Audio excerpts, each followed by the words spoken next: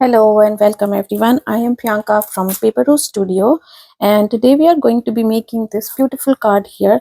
This is a double pop-up box foldable card. It can fold flat here. You just fold this one flat like that and just pull this back, and then you can pop it in an envelope and do it a flat mail.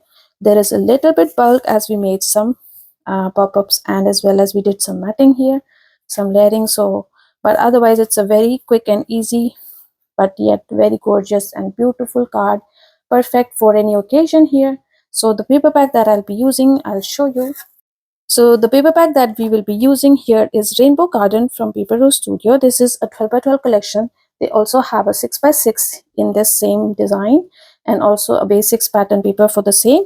And so there are 12 double-sided pattern papers. You also have a bonus at the back with sentiments, colorful, beautiful sentiments. So that's the first sheet. These are beautiful 3 by 4 journaling cards, can be used for folios or even cards. And that's the back of it. They also have this colorful half-inch strip at the bottom of each page, and they can be used for making various things as well, or even matting for your sentiments. This is the second sheet here, and that's the back here. I love this sheet in very particular. It's a wooden pattern with a colorful theme that's going on with the paper pack, and those are the flowers. And this other one here, the butterflies, this beautiful tree, dragonflies, and then the papers repeat themselves. All right, so then the next thing, so this one is Rainbow Garden Florals Carapaths, and there are 6 designs, 3 of each design, and they are need to be fussy cut out, and it's a very good quality 300 GSM. All right, and the next thing that I'll be using here is embossed die cuts. They have a glazy shine to the elements here, and they are already pre-cut for you. So for example, this I have already popped out all these from the sheets and they are ready to work with. So this is the other thing that we'll be using. And the last thing is all occasions sentiment sheets. They are the same sentiments in the black and the white background, so they are perfect for, as it says, all occasions. So a few of the sentiments from this I'm going to use in my card. Now let's start. For the base, we will need a cardstock that measures 9 by 6 inches. On the 9-inch side, we will score at half inch, 2.5, 6.5, and 8.5. Now let's fold. So the first score line is going to go on the mountain fold. Then we fold on the valley. Similarly, we do the same here towards the back and then towards the front. Let's furnish this and then you will have something like this. After that, take your pencil and we will make a point of 3 inches on this half-inch hinge. So from here, I will mark 3 inches and then on this line as well. Similarly, I do the same thing on the other side. Mark at 3 inches and then like so. Okay.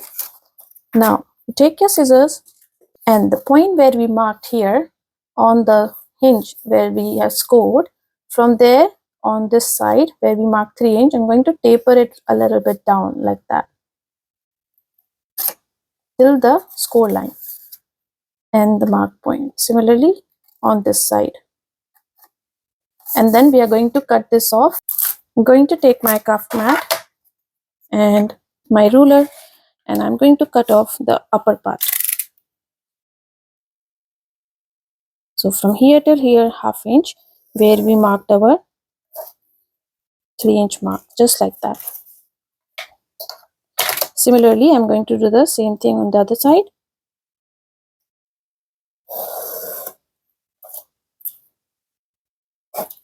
Like that.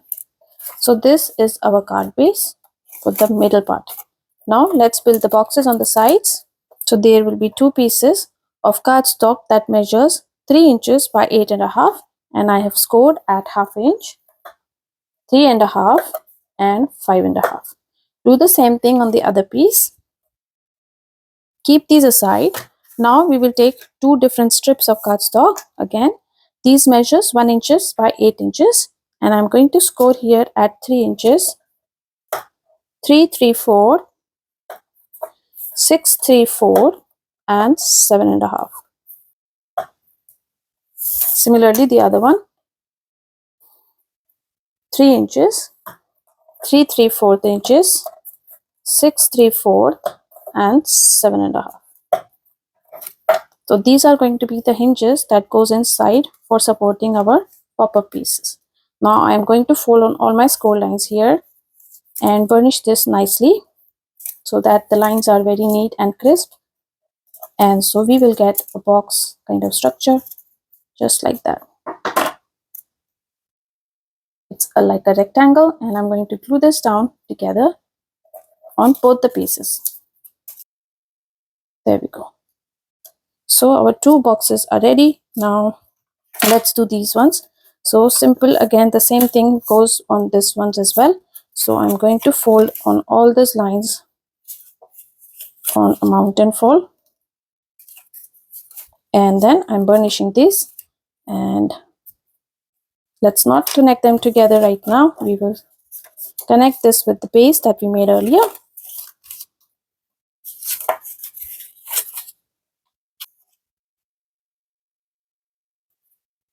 So this part here goes like this. It's going to get connected over here. Let's do that together.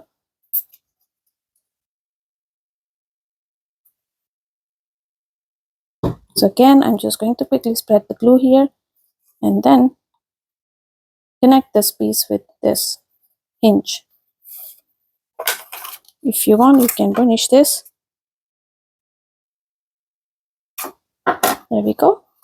And now this part, this hinge, let me taper the corners like this and like that. And I will put the glue on this hinge here.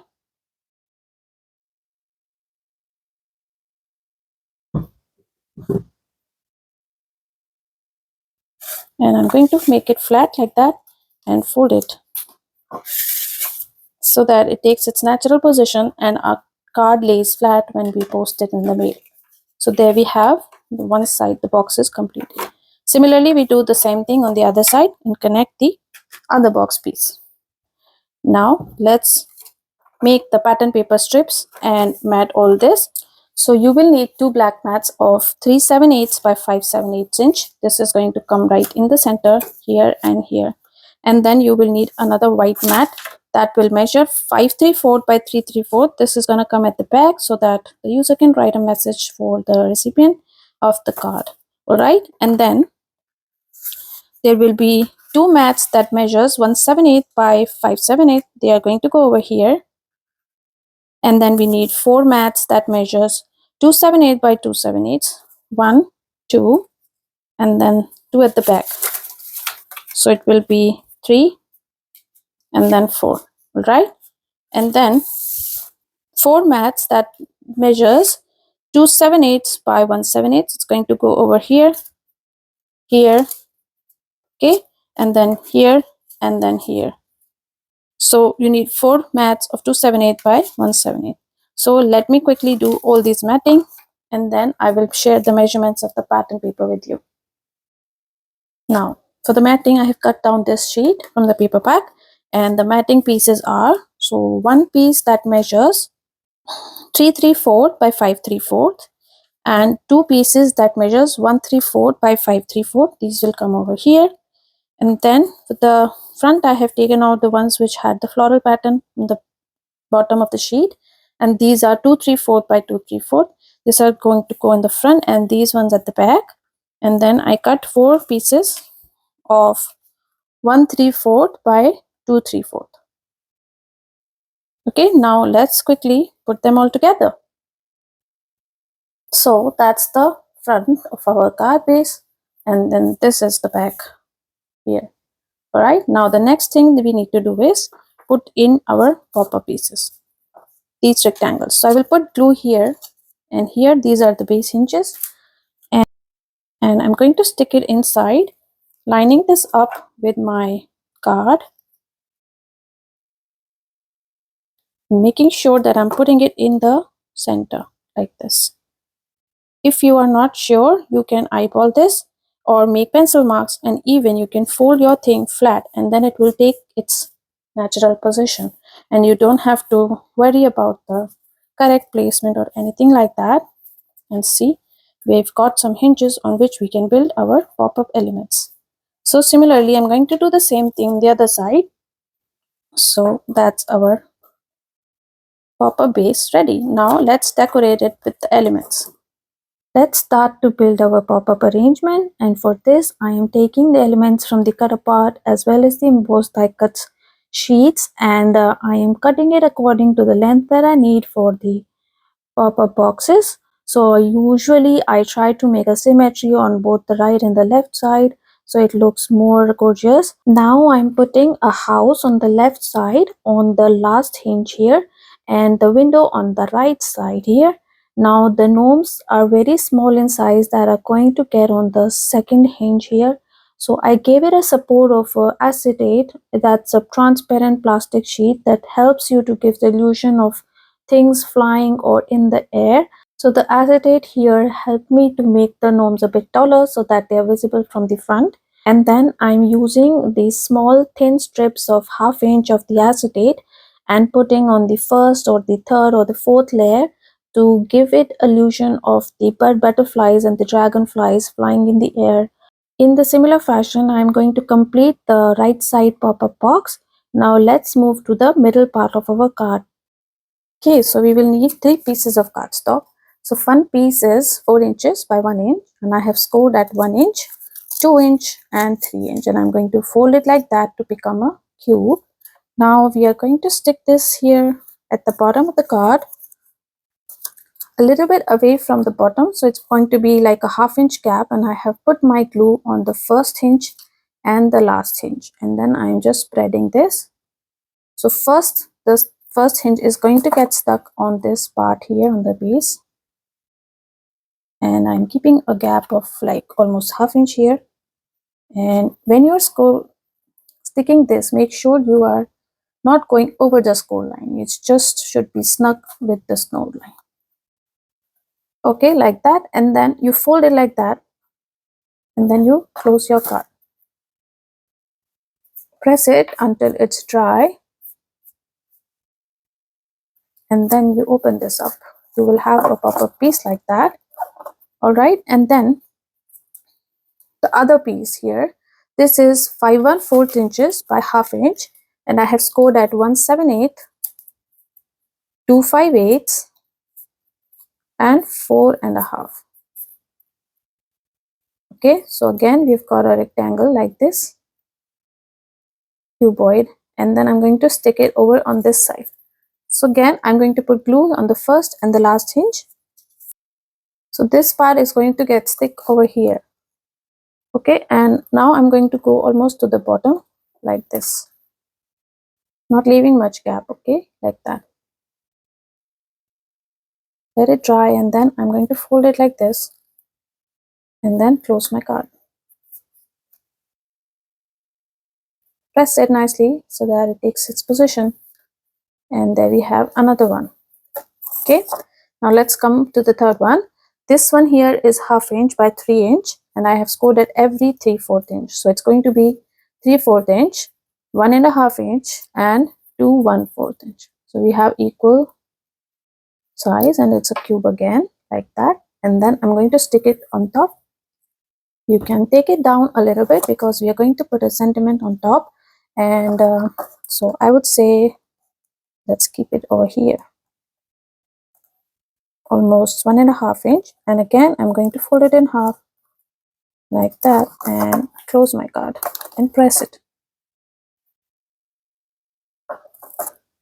So there we have it.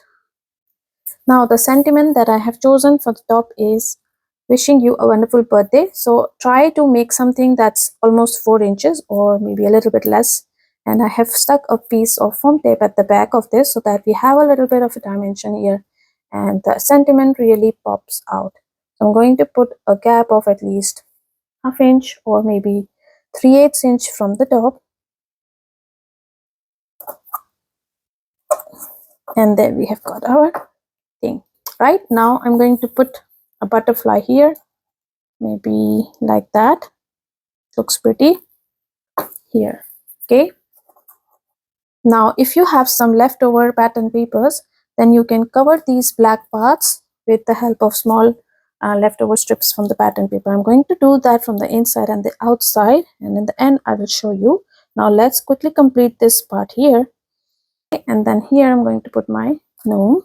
But before that, let's do one thing. So I want to put this over here. So just like this, small piece of acetate, I'm putting it over here so that our flower arrangement has some support. So maybe let's just do it a bit down.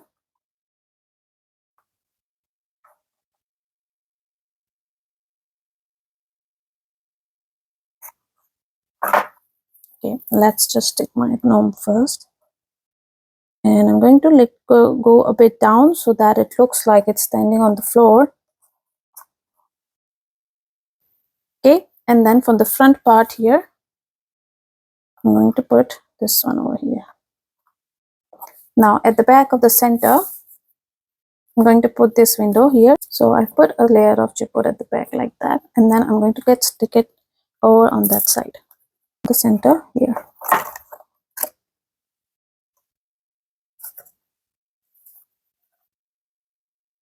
So you can take it a little bit up or down depending on what frame you're using for the base at the back.